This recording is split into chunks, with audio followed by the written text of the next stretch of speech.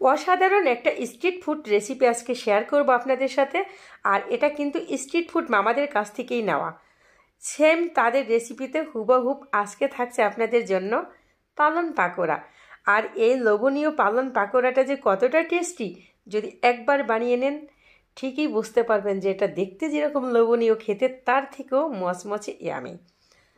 তো রেসিপিটার জন্য যাচ্ছি, এখানে 3টা কাঁচামরিচ নিয়ে নিয়েছি, 2টা আলু নিয়ে নিয়েছি, পরিষ্কার করে ধুয়ে নিয়েছি, 3টা পেঁয়াজ নিয়ে নিয়েছি, আর এখানে 1 মুঠা পালং শাক, এটা আমি ধুয়ে পরিষ্কার করে কেটে নিয়েছি।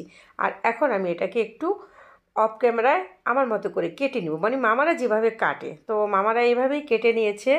দেন কেটে নেওয়া শেষ, এখন একটা বাটিতে উঠিয়ে নেব, উঠিয়ে নিয়ে একটা সাইডে রেখে দিব। আর এটা দেখে বুঝে নিতে হবে এটা কতটুকু মোটা চিকন কেটে নেওয়া হয়েছে। এখন একটা বাটি নিয়ে নিয়েছি, বাটিতে হাফ কাপের থেকে একটু বেশি বেসন, তারপরে দিয়ে দিয়েছি জিরা গুঁড়ো, ধনিয়া গুঁড়ো, হলুদ গুঁড়ো, লবণ স্বাদ মতো। আর যেহেতু পাকোড়া একটু চটপটা টেস্টও চাই, একটা 5 টাকা দামের ম্যাজিক মশলা। তো সম্পূর্ণ উপকরণ আমি মিশিয়ে নিব। তো এর ভিতরে উচিত ছিল একটু বেকিং সোডা দেওয়ার, বাট আমি ক্যামেরায় দেই নাই, অফ ক্যামেরায় দিয়ে দিয়েছি। তারপরে এখানে আমি একটু সামান্য মরিচ গুঁড়োও দিয়ে দিয়েছি।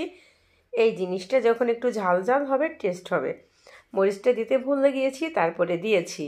আর বেকিং সোডাও কিন্তু একটু দিতে হবে সামান্য।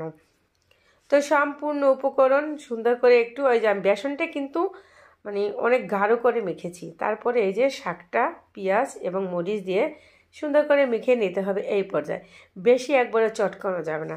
তো এই জিনিসটা ক্রিস্পি রাখার জন্য এখানে 4 থেকে 5 চামচের মতো চালের গুঁড়াটা দিতেই হবে, এটা একদম দিতে হবে, মাস্ট বি। তো তখনই এটা খুবই মচমচে হবে। তো একদম সম্পূর্ণ উপকরণ আমার মেখে নেওয়া শেষ, আমি এভাবে করে ভেজে নিব। তো আগে থেকে তেল বসিয়ে দিয়েছি, আর তেলটা মোটামুটি একটু গরম থাকা অবস্থায় এই জিনিসগুলো দিতে হবে। আর আমি কিভাবে দিচ্ছি এটাও কিন্তু দেখে বুঝিয়ে নিতে হবে। আর চুলার আঁচটা মোটামুটি হাইয়ের থেকে একটু কমে রেখে ভেজে নিতে হবে। তো দেখা যাবে জিনিসটা খুবই কালারফুল এবং ক্রিস্পি হবে। এটা কিন্তু একদম চুলার আঁচ মানে কমিয়ে রেখে ভাজা যাবে না, হাইয়ের থেকে কম, মিডিয়ামের থেকে একটু বেশি রেখে ভেজে নেবেন। আর দেখেন কালারটা কি, আর খেতে অনেকটাই মচমচে এবং অন্যরকম একটা টেস্টি।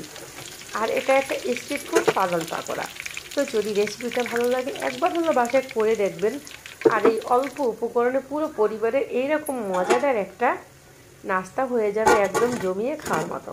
তো এটা কতটা লোভনীয় দেখাচ্ছে।